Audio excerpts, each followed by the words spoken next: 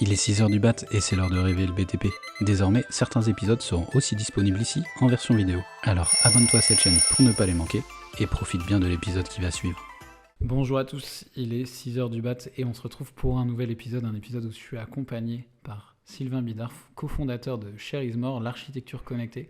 Donc on va découvrir autour de cet épisode tout ce qu'on peut faire en termes d'architecture connectée, qu'est-ce que fait Share is More. Et puis avant tout, je vais accueillir Sylvain. Salut Sylvain. Bonjour. Sylvain, je te reçois du coup à Nantes pour que tu nous parles de ce projet Share is More, un projet auquel toi tu es cofondateur avec ton associé qui s'appelle Edouard, qu'on salue du coup en ce début d'épisode. On va parler architecture connectée, on va parler de pas mal d'autres sujets, de comment la tech sert aussi l'architecture. Avant de démarrer tout ça, est-ce que tu peux nous donner un peu de contexte, te présenter qui tu es, ton parcours et quel lien tu entretiens du coup avec le BTP? Alors, donc, comme tu l'as dit, mon nom c'est Sylvain Bidard.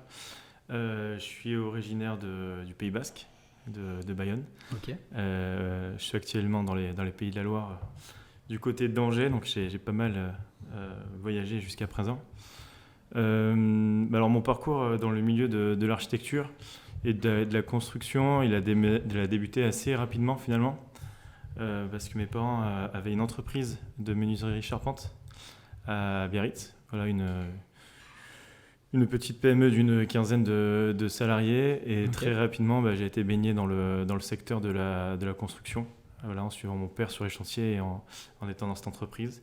Ce qui m'a donné envie de faire de l'architecture.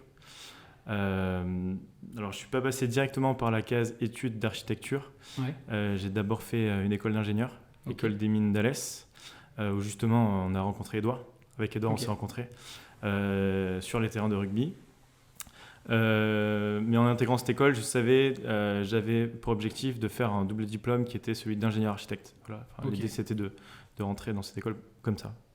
Donc un lien d'abord familial, puis après via les études sur le monde de l'architecture, le monde de la construction dans sa globalité avec l'ingénierie et l'architecture en double cursus du coup. Exactement. Donc d'abord école des mines d'Alès et puis poursuivre du double diplôme en Belgique, à Liège, où il y a une formation intégrée d'ingénieur architecte qui se passait sur 3 ans.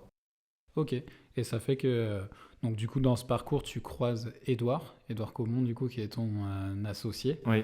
Avec qui tu as fondé Share is More, qui est un peu le top sujet de notre épisode aujourd'hui, mais plus globalement l'architecture connectée. Share is More, nous on s'est rencontrés il y a 2 ans avec Edouard du coup au tout début du projet, les prémices du projet, mais je pense que tu les raconteras bien mieux que moi. C'est quoi la genèse de ce projet, cette histoire de Share is More et comment vous en êtes arrivé jusqu'à aujourd'hui 2024 où vous développez cette architecture connectée? Alors, la toute genèse remonte à 2018 sur une expérience personnelle. Donc, j'étais à Paris, je passais souvent devant un même immeuble. Et je me suis intéressé, comme tout architecte, qui est l'architecte, quelles sont les informations que je pourrais avoir. Sauf que j'ai vraiment bataillé pour trouver ma réponse. En scrollant sur Google, à force de batailler, on arrive quand même souvent à ses fins, mais ça prend beaucoup de temps et parfois on n'y arrive pas. Et du coup, j'avais cette information-là et ma compagne qui travaillait aussi dans la même agence que moi à l'époque m'a demandé tiens Sylvain, qui était l'architecte, et j'étais incapable de lui répondre. Donc j'ai refait la même démarche, j'ai rebataillé et je crois que j'ai même pas retrouvé cette information qui est quand même une information assez essentielle dans le domaine de la construction. Voilà, connaître l'architecte. Ouais, surtout quand à la limite, quand c'est un bâtiment neuf, en général, tu peux avoir l'info plus facilement puisque les techniques, les méthodes de construction font que tu peux retrouver facilement les infos. Mais quand c'est de la réhabilitation, de la reconstruction et même quand il y a une nouvelle phase dans un bâtiment, qu'un bâtiment a plusieurs vies, il est bien important de retrouver la base aussi, les informations de base de ce bâtiment, comment il a été fait, et les informations justement liées à toute cette ingénierie aussi et tout ce que tu peux avoir besoin comme information. Ouais, exactement. Mais même, je te mets au défi de prendre un bâtiment qui peut t'interpeller dans la rue, assez contemporain. Depuis le bâtiment, connaître l'architecte, c'est vraiment pas chose simple. Ouais. Voilà, donc nous, on est là pour essayer de répondre à ça, notamment avec notre application mobile. Ok. Ouais, donc vous faites le lien entre les personnes, donc à la fois du secteur et à la fois, par exemple, moi comme toi, si on se balade dans la rue et qu'on veut trouver un peu, qu'on est inspiré par un bâtiment, qu'on est fasciné aussi par les courbes, les diagonales, enfin tout ce qui a été fait, réfléchi par l'architecte pour avoir les informations justement Oui. liées à ce bâtiment, à la fois l'architecte, mais pas mal d'autres choses aussi, j'imagine. Exactement. Autant que possible, on renvoie déjà vers le site de l'architecte parce qu'il y a plein d'informations sur des plans, des coupes, le pourquoi le bâtiment a été fait comme ça. Mais dans les autres facteurs qui nous ont poussé à créer Sherismore, ça vient d'une expérience métier sur une question qui m'était posée par une entreprise générale sur un calpinage de façade de briques. Voilà. Ouais. Sur deux types de briques, est-ce qu'on met 70% ou 30% ou bien 60-40, enfin bref. Cette question, on se l'a posée, on n'avait pas vraiment de réponse. Et en parlant à un ami justement de l'école des mines d'Alès qui lui travaillait chez Bouygues, m'a dit, mais tu sais que cette question, sur mon chantier, l'architecte qui est Kobe s'est posé la même question et du coup vient sur le chantier. Et je me suis dit, mais c'est quand même incroyable, on est toujours en train de se reposer les mêmes questions alors que sans le savoir, à 3, 4, 5 km de là, des gens se sont posés la même question, on fait la même démarche. Donc l'idée, c'est de connecter ces acteurs-là et ces connaissances. Ouais, et au-delà de la question qui se pose, il y a certainement aussi des personnes qui ont peut-être trouvé la réponse aussi. Du coup, ça permet aussi de connecter les questions et les réponses, mais surtout connecter le monde de l'architecture qui a bien besoin de communiquer sur toutes ces informations-là, quoi. Exactement. Et c'est pour ça que notre plateforme, pourquoi Sherismore Parce que la phrase la plus connue dans l'architecture, c'est Less is more de Mies van der Rohe. Et en fait, on a fait un jeu de mots pour montrer qu'on parlait d'architecture, mais pas que, et que c'était important de mettre en avant le côté collaboratif. Et finalement, avec l'idée de Sherismore, c'est que chacun puisse apporter sa pièce à l'édifice et sa pièce de puzzle qui permet de reconstituer une connaissance globale sur le secteur bâti. Ouais, donc là, vous avez bâti un peu un outil pour connecter tout le monde. Tu as parlé vraiment de la genèse, les toutes premières étapes. Maintenant, chez Sherismore, c'est un projet qui a plusieurs années. Comment ça a évolué dans le temps et quelle était l'idée de base et quelle est l'idée maintenant du projet? Qu'est-ce que vous y faites maintenant en 2024? Alors, tout à l'heure, je t'ai parlé de 2018. À ce moment-là, c'était vraiment qu'une idée. D'ailleurs, j'ai échangé avec des collègues de chez Patriarche de est-ce qu'il y aurait un intérêt. Donc, on a un peu travaillé à côté le soir. Puis finalement, avec un concours de circonstances, Damien Patriarche, qui était le dirigeant de l'agence dans laquelle je travaillais, a entendu parler de ce projet-là et il a trouvé ça intéressant. Donc il nous a aidés à nous lancer. Ouais. Et de fil en aiguille, Sherismore d'idée est devenue une application, une entreprise et ainsi de suite. Ok. Et donc là, maintenant, vous êtes vraiment... vous êtes à deux avec Edouard en tant que cofondateur, mais vous êtes une équipe un peu plus conséquente du coup sur le projet, c'est ça? Exactement. On a fait une levée de fonds qui nous a permis d'accélérer, notamment dans le développement de notre tech. Donc on a intégré un CTO qui s'appelle Julien, et on a deux autres personnes, Cécile et Maxime, qui travaillent avec nous à la fois sur la relation avec les autres acteurs, notamment les entreprises de la construction pour Cécile, et Maxime sur le point communication. Ok. Et donc là, maintenant, vous êtes du coup passé du stade de projet au stade vraiment d'entreprise lancée. Et ça va nous permettre d'aller vraiment sur le sujet pour lequel on est réunis là, l'architecture connectée. Comment on choisit? Du coup, tu m'as dit, si je croise un bâtiment qui m'inspire, je peux le mettre sur la plateforme. Mais vous, comment vous choisissez justement les projets d'architecture à mettre en avant sur cette plateforme? Et comment vous les mettez en avant d'ailleurs? Comment ils sont intégrés à la plateforme? Alors, c'est une plateforme collaborative. Alors ça, c'est important parce que ce qui veut dire que n'importe qui peut soumettre un projet pour qu'il soit dans Sherismore. Que ce soit un particulier, voilà. On a des particuliers qui sont passionnés d'architecture, qui voyagent et qui soumettent des projets sur Sherismore. Donc ça, on les appelait les ambassadeurs. C'est très intéressant parce que ça permet aussi de découvrir d'autres types d'architecture, notamment sur le continent africain. Ensuite, on se rapproche aussi des agences d'architecture elles-mêmes qui peuvent participer finalement à ce projet collaboratif en postant les projets sur Sherismore, en les publiant. Donc ça, c'est une première typologie. Ok. Et une deuxième typologie, c'est aussi d'autres acteurs tels que des maîtres d'ouvrage ou des fabricants qui sont quelque part fiers de leur travail et de leur savoir-faire sur des projets en particulier. Et donc, ils peuvent les soumettre sur Shareismore. Ouais, c'est à la fois une énorme base de données de projets d'architectes par le passé, mais c'est aussi le moyen pour les nouvelles entreprises, les nouveaux cabinets. Même, tu vois, l'intérêt pour un cabinet naissant qui a fait un bel ouvrage, un beau concours qu'il a remporté et qui n'est pas forcément très connu sur la place. Il peut arriver sur Shareismore, déployer son projet, toutes les infos, et ça lui permet aussi d'avoir une belle visibilité aussi auprès des acteurs de l'architecture. Oui, exactement. Avec toujours ce volet de localité. Comme on est basé sur une cartographie, ça c'est important, c'est-à-dire que ça permet, si on s'intéresse à un acteur, de voir autour de nous quels sont les projets sur lesquels il a participé. Donc la cartographie dit aussi beaucoup de la typologie de l'acteur. Est-ce que c'est un acteur très local ou bien, à contrario, plutôt international ? Ouais. Ça c'est vraiment pour nous intéressant. Enfin, quand on se perd nous-mêmes dans Shareismore, ça nous permet de découvrir pas mal de choses.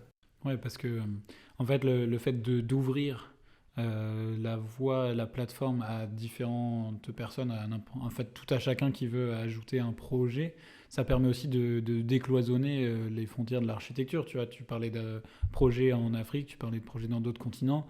Il n'y a pas besoin d'être à un endroit précis pour utiliser Shareismore, c'est quelque chose que tu peux utiliser un peu partout dans le monde, quoi. Exactement. En fait, en tant qu'architecte, il y a quand même ce besoin, quand on travaille du lundi au vendredi, d'accéder à de l'information, qu'elle soit technique, inspirationnelle. Mais il est aussi important, quand on découvre une autre ville, un autre pays, voilà, c'est un besoin de savoir, tiens, qu'est-ce que je peux aller voir dans une ville comme Copenhague ou bien Dakar. Ouais. Non, mais c'est clair que ça permet, je trouve, de démocratiser aussi, de rendre accessibles les projets d'architecture, alors que des fois, tu peux te retrouver face à justement de l'inconnu, en dehors des bâtiments qui sont très très visibles et qui sont plutôt touristiques, sur lequel va y avoir un travail culturel qui est fait, d'approche pour te dire la réflexion autour. Tu vois, je pense par exemple à quand tu vas à Barcelone et que tu as toute l'architecture de Gaudi, forcément il y a tout ce qui va être lié à sa pensée, à comment il a voulu transformer ses bâtiments. À Paris, tu as toute la partie haussmannienne. À Nantes, il y a pas mal de sujets aussi, tu vois, avec par exemple l'île de Nantes qui est penchée, tous les quais de Loire qui avaient été travaillés au moment de tout ce qui était traite négrière, l'esclavage et autres, où il y avait des bâtiments qui étaient très très particuliers. Tu vois, ça, les infos, maintenant on peut les trouver parce qu'il y a un travail de recherche qui a été fait. Mais sur les nouveaux bâtiments et sur des bâtiments sur lesquels on n'avait aucune info, ça permet aussi de venir enrichir cette bibliothèque culturelle aussi. Ouais. Après, sur Shareismore, il y a quand même de la modération. Nous, l'objectif, c'est pas de dire ça c'est beau, ça n'est pas beau. Voilà, on n'est pas dans cette. On est là de se dire est-ce que ce projet, s'il est publié sur Shareismore, il va servir à un concepteur. Alors, concepteur, c'est architecte, mais aussi maître d'œuvre, maître d'ouvrage. On n'est pas là pour être un nouveau, je pense par exemple, Archdeli ou Divisare, où c'est une vision qui est très internationale. Avec des projets emblématiques. L'objectif, c'est vraiment de répondre à des besoins qu'ont les concepteurs dans leur quotidien. Voilà, sur des programmatiques qui sont plus celles, par exemple, de logements collectifs, ou de logements, d'autres types de logements. Oui, c'est vraiment adressé pour faire de la cross-culture pour les concepteurs, pour justement accroître ce savoir sur les difficultés ou même les procédés qui ont été établis. C'est plus adressé aux professionnels qu'au grand public. Le grand public peut contribuer à Shareismore, mais il est adressé aux professionnels, cette plateforme. Exactement. Nos utilisateurs principaux sont quand même les professionnels. Ça me permet de basculer directement sur une autre question que j'avais envie de te poser, c'est qu'on arrive vraiment sur une vitrine digitale du coup, Shareismore. En quoi ça devient bénéfique aussi pour les entreprises qui l'utilisent, qui font appel à Shareismore, qu'ils soient concepteurs, maîtres d'œuvre ou architectes. Qu'est-ce qu'ils viennent chercher aussi ces entreprises en utilisant Shareismore ? Alors, pour reparler très brièvement des agences d'architecture, déjà c'est participer à ce projet de culture architecturale. Ces acteurs-là écrivent la ville de demain. Donc on leur dit, voilà, vous, en tant qu'architecte, vous êtes intéressé à cette information-là quand vous étiez plus jeune, maintenant, vous écrivez la ville. Après, très concrètement, une agence d'architecture, elle peut utiliser Shareismore pour convaincre un maître d'ouvrage sur l'utilisation d'un matériau. avec Sharismore, si vous tapez par exemple paille, vous pouvez voir quels sont les projets dans lesquels les matériaux ont été utilisés. Donc ça peut aussi embarquer un maître d'ouvrage. Pourquoi ? Parce que ce qui réunit finalement tous les acteurs dans l'utilisation de Sharismore, c'est convaincre par l'exemple. Ouais. Donc en fait c'est très simple, c'est juste voilà, avec telle typologie, quels sont les projets qui y répondent, on sait où ils sont, on a les illustrations, voilà. Et pour revenir donc sur les autres acteurs, les entreprises, aujourd'hui nos premiers clients sont essentiellement des entreprises, donc des fabricants, voilà, qui sont en lien avec ce qu'on peut voir depuis l'extérieur, parce que c'est là qu'est quelque part le wow effect, l'utilisation plus de Sharismore. Ouais. Et donc, Sharismore leur permet de mettre en avant leurs produits de bardage, par exemple, avec une utilisation multiple de Sharismore, et même une utilisation que nous-mêmes, on n'attendait pas. Et tu vois, finalement, pas mal de nos clients sont intéressés pour utiliser Sharismore dans l'objectif de communiquer de manière qualitative auprès des architectes. Au lieu de venir avec un PPT et de présenter leur savoir-faire, ils arrivent avec leur échantillon, Sharismore sur une tablette, et là tout de suite ils sont dans l'interaction en disant mais voilà, vous voulez faire ça, regardez-nous ce qu'on peut faire autour de nous avec des visuels de qualité notamment. Ça permet de faire de la preuve sociale aussi sur des matériaux, sur des choses utilisées dans certains ouvrages aussi, c'est ça ? Exactement, ouais, c'est bien ça. Ouais, parce que il y a à la fois cette bibliothèque architecturale sur la partie bâtiment, édifice, mais il y a aussi sur la partie matériaux, il y a pas mal d'infos que tu peux récupérer aussi là-dessus du coup. Exactement, ouais. Ce qui peut être frustrant aujourd'hui, typiquement sur le salon en ce moment même du Carrefour du Bois, c'est que finalement on va te présenter des échantillons, mais qui sont dépourvus de contexte. Ouais. Donc avec Sharismore, c'est très facile de se dire, cet échantillon-là, dans quel contexte il a été mis, et ça permet de se projeter. Oui, c'est clair. Ça te permet aussi de te dire que dans n'importe quel contexte que tu vas utiliser, du coup, des différents bardages bois, comme on a pu voir tout à l'heure, ou différents matériaux que tu vas mettre en couverture, ou des nouveaux matériaux, parce que c'est aussi des enjeux pour les nouveaux matériaux, je pense, de pouvoir faire de la preuve sociale via des outils comme Sharismore, via des bâtiments qui ont été faits par des cabinets ou des nouveaux concepteurs. C'est le moyen aussi de montrer sur le terrain que c'est efficace, quoi. Alors, par rapport à ça, tout à l'heure, je te disais que c'était une plateforme dans laquelle les gens pouvaient quelque part publier leurs projets. Après, nous aussi, on est acteurs. On veut vraiment mettre en avant toutes ces techniques d'utilisation de matériaux biosourcés ou bien construction hors site, qui sont là pour répondre aux enjeux d'aujourd'hui. Clairement, il faut que ce soit les enjeux d'aujourd'hui, mais aussi de demain. Et pour ça, on fait des partenariats avec des entités locales, telles que par exemple sur les Pays de la Loire, Novabuilt, qui, eux, ont ce travail au quotidien de faire connaître ces techniques. Voilà. Et quelque part, ils connaissent les projets dans lesquels ces techniques ont été employées. Et donc, ils nous les font remonter via un partage sur Sharismore.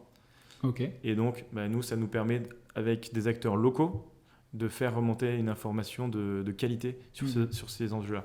Oui, il y a vraiment ce sujet c'est vraiment le maître mot aussi, c'est le maître mot un peu de l'épisode, mais c'est l'architecture connectée, faire en sorte que tous les éléments qui font part dans un projet de construction, d'un projet d'architecture soient liés et puissent se parler, communiquer sur différents sujets.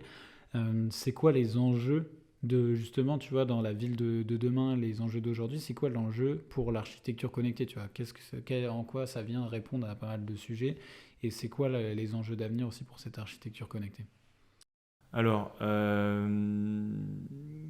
si tu veux, nous, comme on le voit, Sharismore, on n'est pas là pour, via ce côté digital, remplacer les connexions humaines. Au contraire, dans le monde de demain, avec plus de local, avec plus d'acteurs, peut-être aussi de plus petite taille, il y a forcément une notion de relation humaine. Et pour nous, Sharismore, ça c'est important. C'est-à-dire qu'on n'est pas là pour remplacer ces relations humaines, mais au contraire, les favoriser. Et typiquement, un acteur, par exemple, un acteur de la paille, c'est dans notre intérêt qu'il soit connu du plus grand nombre. Voilà. Alors c'est peut-être pas cet acteur en particulier, c'est peut-être la construction paille, mais il faut quand même être toujours en relation avec les hommes et les femmes qui sont sur le terrain et qui construisent. Oui, c'est eux aussi qui font avancer votre projet. En fait, c'est ça, c'est un projet qui est vraiment collaboratif pour le secteur. Et l'architecture connectée, c'est ça, c'est de faire avancer des méthodes, des pensées, des matériaux, des conceptions ensemble pour justement les enjeux de demain. Et le faire de manière connectée, ça permet aussi de prendre de l'info largement plus rapidement qu'avant, quoi. Exactement. Et par rapport aux enjeux de la RE2020, donc sur cette notion de carbone, il y a la typologie des matériaux, mais il y a aussi leur provenance. Et donc on revient encore une fois à la cartographie, au fait qu'on vient très facilement lier les acteurs entre eux.